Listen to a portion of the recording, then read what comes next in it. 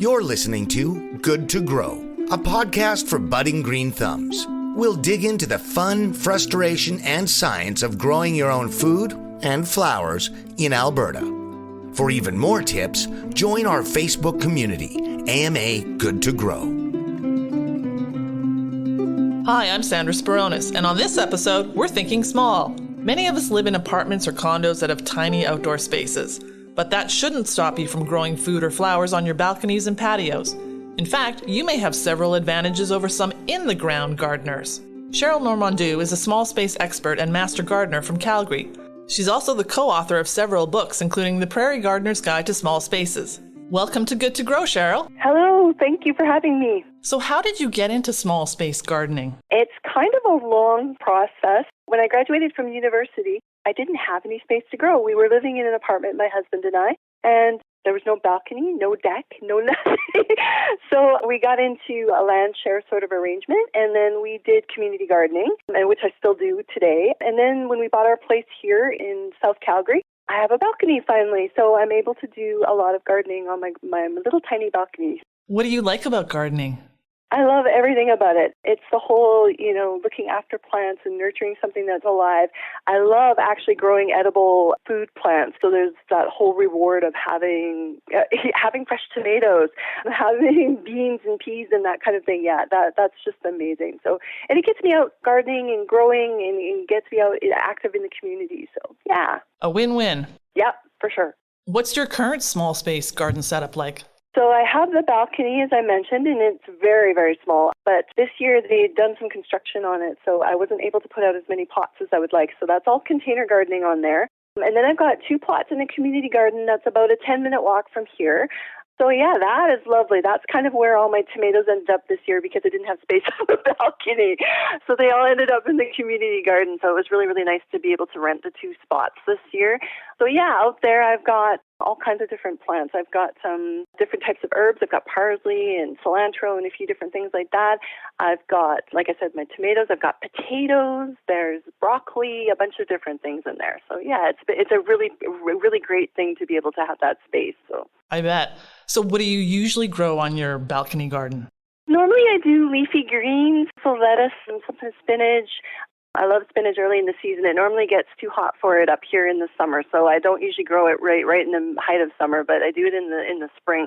And this year I've got a potato grow bag going on, so the potato's kind of eating the balcony at the moment. The plant is sprawled out all over the place. So yeah, hopefully I'll be able to harvest some potatoes out of that in the next few weeks. I think they're blooming now, so we'll see what happens. And then tomatoes. I usually do tomatoes on the balcony. My balcony does face north, so I don't get as much light as I probably should, but tomatoes seem to do all right here. So yeah, I usually do determinate varieties. A couple years ago, I tried the indeterminates. They were about 6.5 feet tall. It was ridiculous. So yeah, I usually do the shorter types. And cherry tomatoes work really, really well on the balcony. So I do stuff like that. So right. What factors do you need to consider if you're going to start a balcony garden? There's a few things you have to think about. You've got to think first and foremost, if you live in a condo, for example, or even if you rent, you've got to think about whether or not your property management company allows you to put plants on the balcony. Quite a few of them don't. So mine is lucky. I'm lucky. I can put whatever I want out on the balcony, and they don't fuss about it as long as it's not too tall. You've got to worry about sometimes height restrictions. So if you're doing any vertical gardening on your balcony, putting up a trellis or something like that, there may be a restriction. You can't top it out at 6 feet or something like that. So yeah, just watch for that. Watch your bylaws first and foremost. And then if you're allowed, you're going to be doing probably just about exclusively container gardening. You can get some really nice containers, and you can get some of those like veg trucks and stuff like that where they're raised planters. Really, really nice stuff is available now. So you can set up those kinds of things. Think about the weight on your balcony, soil, water, plants, the weight of your containers. It can be quite a lot, so don't put too much out there. Think about your sunlight. Like I said, I face north, so I don't have quite the sun that I would have if I face south or something like that. I also don't have the heat, though, so it's a nice trade-off.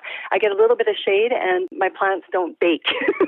Right. So wind is another factor. If you're in a high rise, I'm only on the 3rd floor, but if you're in a high rise, wind can be a huge problem. So you have to think about that. You've got to offer your plants some sort of shelter. So whether that means you're putting up a trellis and growing something to protect other plants, or if you're maybe using furniture or something like that to block some of the wind, that goes for heat too. Like if you've got a lot of sunlight, you might need something to block some of that sun to get the plants to grow. Just depends on your situation. I have to haul my water from the kitchen. Luckily, it's not that far, but if you have a big place, you might have to think about, I know some gardeners actually install drip irrigation on their balconies. That's quite elaborate, but it can work in some cases, and it saves you the trouble of hauling water. So just come up with a system for that. Yeah, and like I said, container gardening, so you're going to need containers that don't dry out really, really easily, like stuff like clay, terracotta, that dries out really, really rapidly. I tend to use a lot of plastic. I just reuse it every year, so I don't feel really that awful about the environmental footprint. I'm not throwing them away every year. So, and they're big pots. Grow in as large a container as you can possibly grow in, because that will keep the plants from drying out so fast. Right. Yeah, a few tips there. Grow bags are awesome on the balcony. Like I said, that's what I've got my potatoes in, and they're really nice. They water, like you can put water in them, they retain the moisture. They're fantastic. So, and there's some really nice looking ones. They're not all ugly anymore. Nice. They used to be hideous. You never wanted to buy grow bags way back when because they were really ugly, but now there's some nicer looking ones. So. And what vegetables and flowers usually do best in containers or in a small space garden? In a small space, like on a balcony, I like to recommend things like leafy greens, definitely lettuce, and all of your herbs, and except for your perennial ones, you're looking at annual herbs. But I'm going, yeah, you can do leafy greens, spinach, arugula, any of your Asian greens like mizuna, those are awesome on the balcony. Like I said, I've got tomatoes. Peppers would be great if you've got a sunny spot. Anything like that would be really good. There are actually some bush-type style zucchini plants and squash plants. So they're small. They're meant for containers. So you could, if you've got the space, you could try those.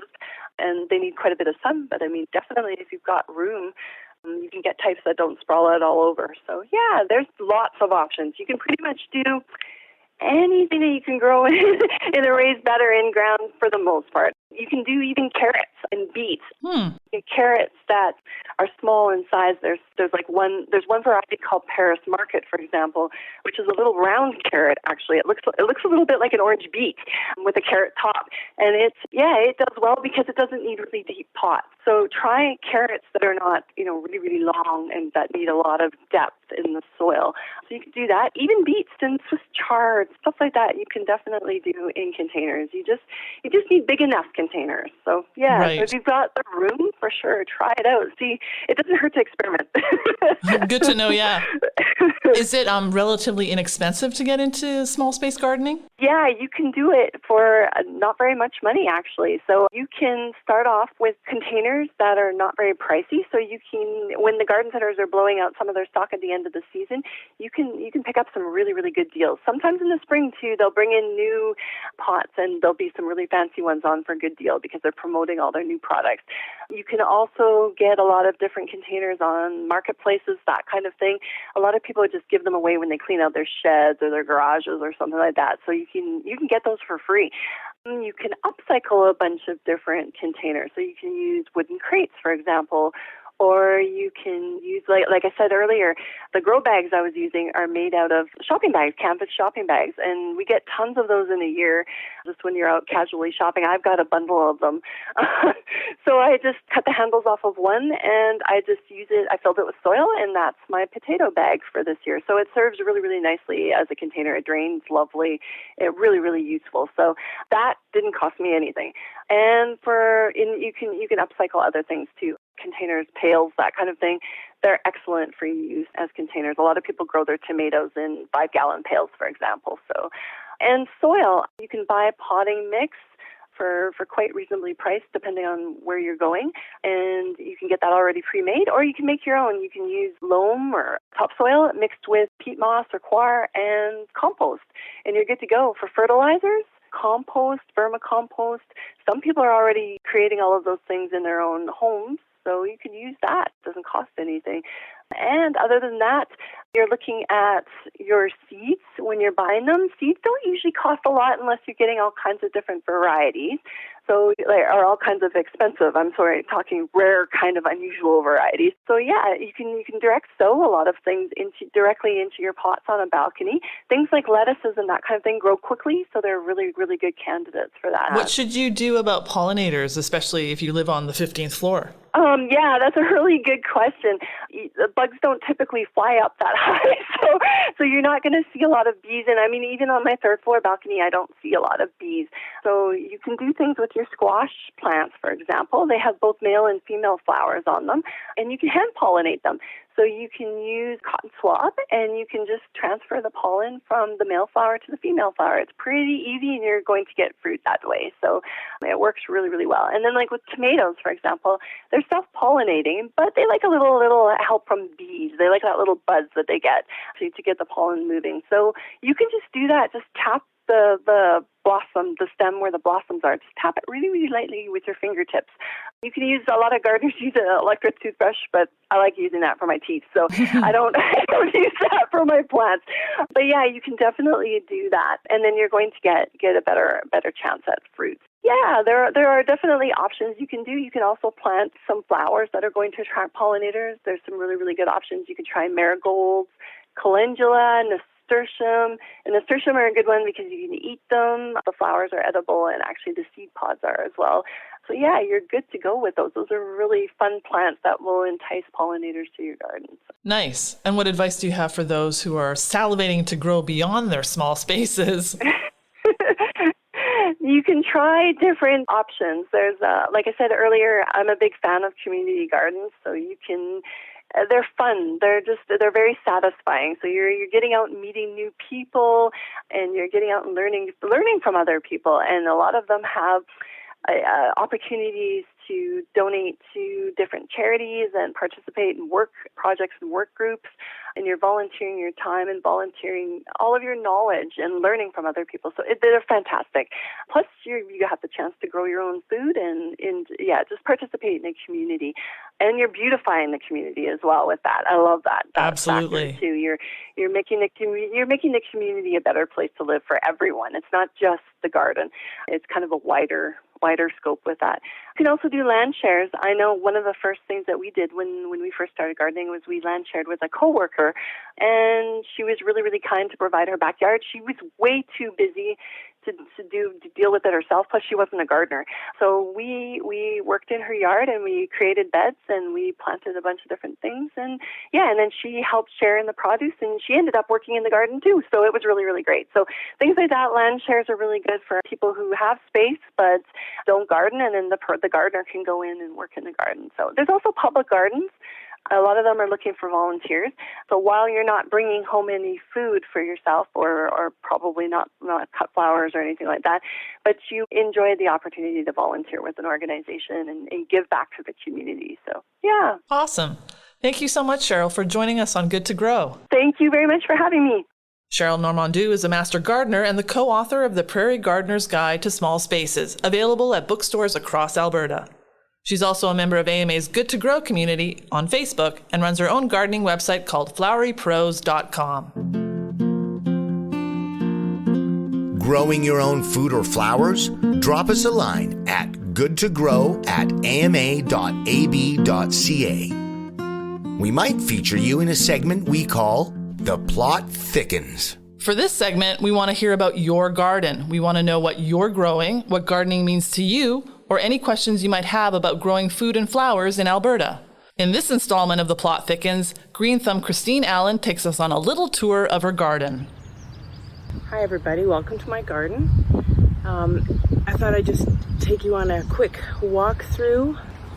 This is my tomato garden, full heat, full sun, pretty much all day long. The tomatoes love it here. I started most of these by seed this year. The big ones in the barrels, I did buy those ones. But I always plant my tomatoes with basil and marigolds. Okay, and then we have this amazing little pond here that we overwintered the King Tut grass here, and it's doing really well. And a little fountain going in there, and that's where I keep my goldfish, in this pond. overwinter them in the house, and they enjoy the summers out here. This is my shade garden. Added a lot of hostas and the ferns. I'm just letting them grow where they want. I have a white bleeding heart and one of my favorite Brunera, Jack Frost Brunera, is in there. This is a great spot to sit in the garden because we have another pond right in front of it. And here's my vegetable garden. I've got this giant rhubarb. Strawberries are doing really well. Sweet peas are doing really well. Lettuce is doing very well. Beans, peas. The corn is growing. Anyways, that is my garden, guys. I love it. Thanks. Thanks, Christine. Share your gardening adventures or questions with us, and you might be featured in an upcoming installment of The Plot Thickens. Send an email or voice recording to goodtogrow@ama.ab.ca. Thanks for listening to AMA's Good to Grow podcast. I'm Sandra Spironis. Happy gardening.